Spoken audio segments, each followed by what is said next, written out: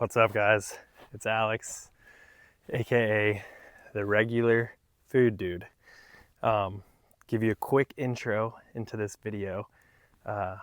It has not, well, I wouldn't say it has nothing to do with food, but it's a video breakdown of my new hunting rifle. I've been wanting a new lever action rifle for a long time.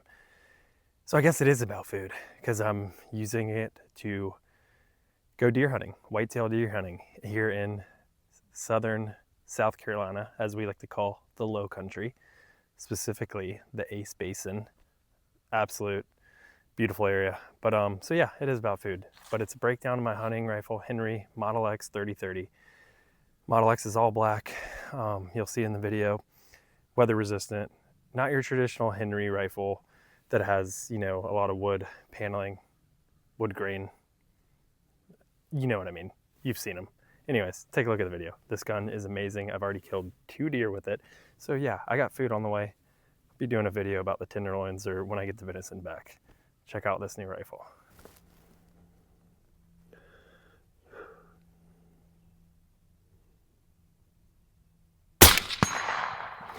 Oh yeah. That's what I'm talking about. Nice. What's up, guys? It's Alex, aka the regular food dude, here to give you a little bit of a breakdown on the Henry Model X 3030 caliber lever action rifle. My new deer hunting rifle, first new rifle I've had in probably since I was a teenager, to be honest. You can see we're here on the farm at the range, a bit of a DIY setup. Center block base, pallets on top, bunch of old plywood, tied it all together, just laid it down, crisscross, got them nice and stable. Center blocks are stable on the ground, so it doesn't wiggle, it doesn't move at all. And then who would have thought a Lowe's picnic table on the top, 120 bucks, works perfect to be able to, you know, get down and line your gut up. Got a couple shooting bags over there as well. Orange target at 50 yards and a orange target down at 100 yards. Giant dirt mound behind it that's been there for years. We used to have like a shooting tower here that, you know, just kind of rotted and deteriorated. So the mound's been there forever. This is always historically where we've shot our rifles on the property. So kind of just reviving, bringing it back. You know, it is perfect at 100 yards to just stop over here on your way to a deer stand. 100 yards is typically the range we're shooting, a little bit more, a little bit less on average, but I mean, if you can just fire 2 or 3 rounds, hear the clang of that metal target, and then you're confident in your firearm as you're going to hunt. So I'm going to break down the rifle here in the next clip and tell you a little bit about the Henry Model X. All right, y'all, here is the gun, the Henry 3030 Model X. I will get into the scope and the suppressor here in a minute. But yeah, the 3030 originally came about in 1894, and the namesake is the 30 caliber bullet with 30 grains of smokeless gunpowder, I believe. And the 3030, what kind of motivated me to get it is the 3030 allegedly has killed more deer in North America than any other caliber bullet in North American history. So this is a proven time and time again rifle for deer hunting. The Henrys are made in USA, very important to me to buy from a domestic company. All made here and manufactured in the USA. Actually, a little side note, when I bought this Picatinny rail, they had a couple different options on their website. And to be honest, it wasn't clear which rail was meant for this rifle. So I called up within 2 rings. This sweet lady answered, who was based in their HQ, which I believe is in Wisconsin. She, within 2 minutes, told me which rail I needed, took payment over the phone, had it in the shipping department by the time we hung up, and it mailed directly to me. So, you know, just a little side note on that, you know, buying from a domestic company, you get that kind of customer service. Anyways, the gun weighs just over 8 pounds. It's got the synthetic stock. You know, you see a lot of Henrys that have The wooden stock, it's got the blue polished steel, 21-inch barrel without the suppressor, threaded, which is very important if you're going to shoot suppress. So 5/8 inch threaded barrel. I actually almost bought a traditional Henry with the wood grain, and then I was planning on getting the suppressor, realized if I did that, I would have had to have paid and gone through the process to have the barrel threaded separately for the suppressor. So kind of glad I caught myself in my buying process and ended up with the Model X, which is actually weather resistant and kind of a little more geared at, you know, hunting and spending a lot of time in the woods. So it's got the tube magazine that you load right here. So feed the bullets in here, and it holds 5. Really, with the side gate, the tube magazine is going to be just better for unloading. So if you have 5 bullets and you don't want to rack all 5 bullets out of the gun, you could undo the tube magazine and slide your bullets out for safety when you're done hunting or done shooting at the range. But the side gate is great. It loads right here, super smooth, and holds 5 bullets. So do a little bit of a breakdown on the scope and suppressor in the next clip and get into shooting the gun. All right, y'all, we're back. I'm gonna break down a little bit more about the scope and the suppressor. So the suppressor is an 8-inch Banish 30. I bought this from Silencer Central, and man, I cannot say enough good things about how easy that process was. Similar to buying the Picatinny rail that I'd mentioned, Silencer Central is based in the US. I called them up and was looking at a couple different options. The salesperson on the phone was super helpful, great salesperson, helped me determine this was the suppressor that I wanted, made payment over the phone, and then from that point forward, Silencer Central, they handle all the paperwork for you. So anything that needs to be signed comes to you digitally, DocuSign, and then you eventually in the process have to do a fingerprinting kit. So they mail the entire fingerprinting kit to your house. You do the prints at home. I did them on my dining room table, and it's got a return label ready. So you just drop it back in the mail. But I truly can't say enough about like how easy that whole process was.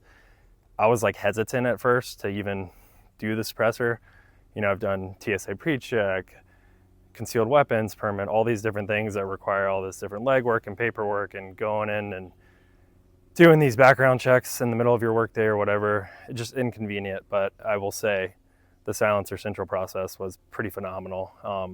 And from the moment that I purchased the suppressor to the moment that I received it after everything was said and done was about 7 weeks total, I think. So I know the wait times can ebb and flow, and this was early in 2025. I think in March I started the paperwork. So, but I heard rumors of maybe some laws changing where it might be even quicker now.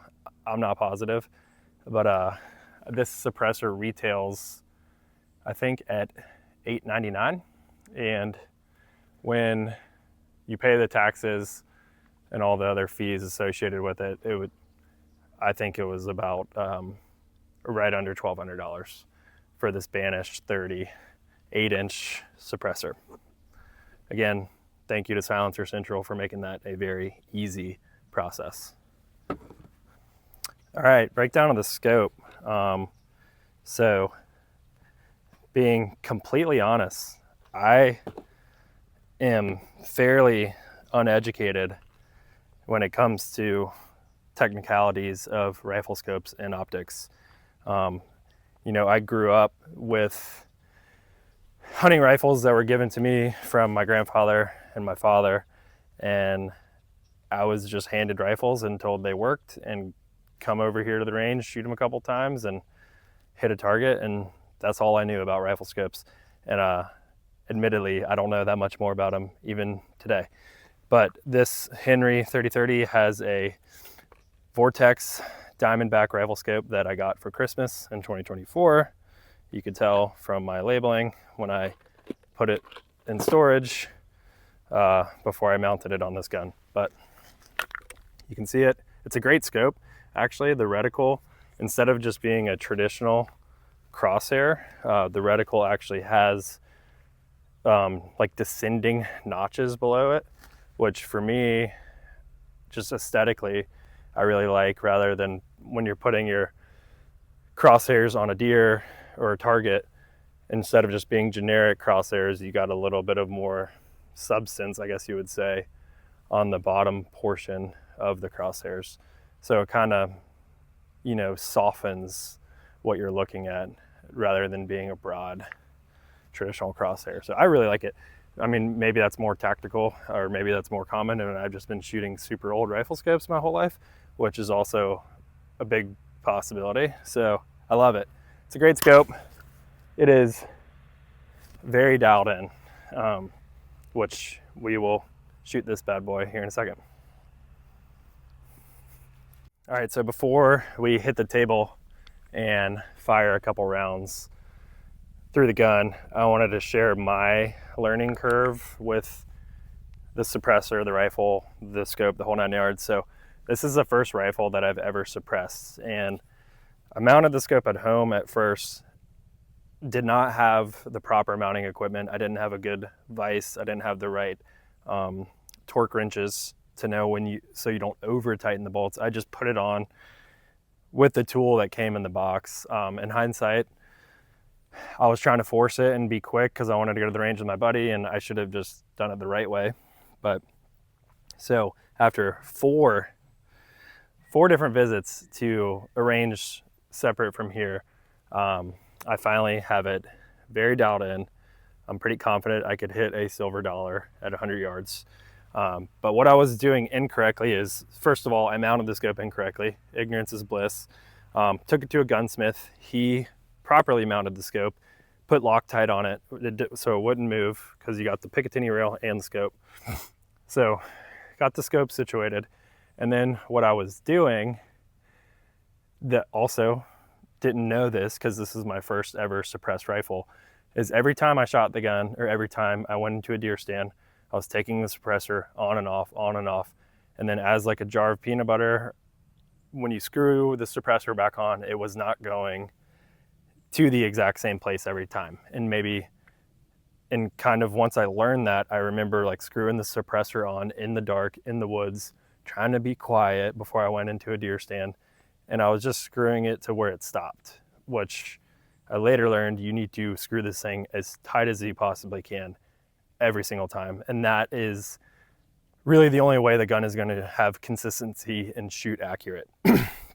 So the gunsmith that helped me actually put a mark on there, on the barrel, on the suppressor, paint pen, no big deal. And then recommended that for the rest of deer season, I do not unscrew this. So kind of silly, I bought this really nice hard case, you know, took the styrofoam out to have it fit perfectly, suppressor spot and a rifle spot, but now I'm not even using that hard case, which I'll use it in the future when the gun's actually stored away in the off season. But in the meantime, I bought a soft case, so this can stay on there. So yeah, it was a learning curve for me. So just wanted to share that. It's my first ever suppressed rifle that I own. So let's shoot it. Enough talking. As you probably know, once you get your rifle dialed in, you don't really want to change the ammunition that you're using. Maybe changing the brand, but as long as you make sure the grain is the same, it should be relatively accurate. For me personally, once I pick a bullet, pick a brand of bullet, pick the grain for a certain rifle, and have the rifle dialed in with that ammunition, I just try not to switch it. If I'm going by the gun store, I'll just drop in, buy a box or two, and just try to keep back stock. That way, if I need to go back and hit the range, if something happens to my scope, I have plenty of backup. And then obviously when you're going deer hunting, maybe put a couple rounds in the gun, but you'll always have plenty. So yeah, I've been shooting the Winchester Deer Season XP 30-30, 150 grain It is not subsonic, so it's still, even with the 8-inch suppressor, it still's got a nice little noise to it. Maybe a firecracker, I don't know. I haven't shot subsonics yet, but I am super interested to do that because I've seen other videos, other breakdowns of the same setup with subsonic, and it's like you can only hear the hammer click. But I've been using the Winchester Deer Season XP 3030 150 grain. All right, guys, let's load the gun up and take a couple shots. So I'm gonna load it through the side gate, which is pretty smooth and amazing. And this gun, after the struggles that I had mentioned earlier with not knowing about taking the suppressor on and off and going to the range 4 different times, this gun is extremely accurate and dialed in. I shot a really nice 160-pound 8-point that was probably 5.5 years old, like totally gray in the face, on Halloween, so a couple days ago from when I'm filming this. And then the Friday before that, shot a nice 90-pound doe. The doe was probably 30-40 yards, and then the buck that I shot was at 110. Both just super clean, quick kills. Feeling very confident in this rifle right now.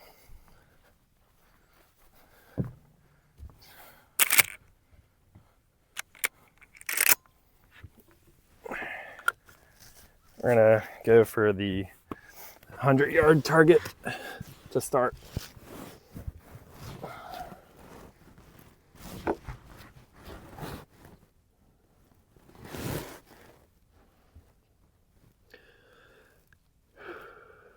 This guy that I watched a video on recently, his methods of hitting your target are build a foundation, so get stable, build a house, build a foundation, get stable, stop the wiggle, so get the crosshairs nice and steady, breathe,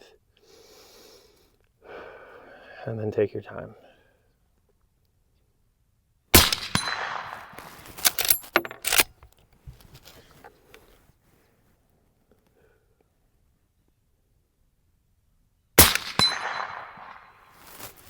Actually, step number 5, which I failed to mention, was, I thought this was pretty funny.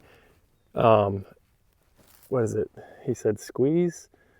No, he said crush the trigger. So don't booger flick it, as he said. Don't like tap it and then react to the trigger. He said get the finger all the way around there and crush the trigger. Let's do the 50-yard. Woo-hoo-hoo. Back to the 100. Oh damn, I just shot the target off the mounting bracket. Last bullet.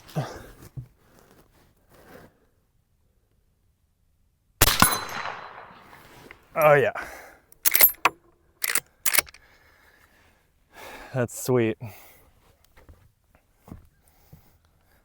So there you have it, folks. The Henry Model X 3030. Model X has the synthetic stock, the rubber recoil, just over 8 pounds, 21-inch barrel. It's weather resistant, so meant for those long days in the woods chasing whitetail. The Banish 30 8-inch suppressor, which, take a look at that thing, is smoking right now. These things get very hot, especially when I just pumped 5 rounds through it. Actually, if you look through the scope, after you've shot a couple rounds and it's hot, you can see the heat coming off the end of the suppressor. It's almost like a mirage in the desert. And the Vortex Diamondback scope and a Made in America strap from the local gun store. I guess Allen is the brand.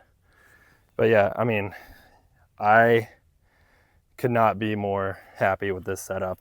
It wasn't cheap. You know, the gun retails just around $1,000. So does the suppressor, plus the fees and all that. The scope was a Christmas gift, but you can look up the price on that. But yeah, I absolutely love this gun. And I've been able to shoot 2 deer with it this deer season within a week of each other. So highly recommend. Thanks for watching.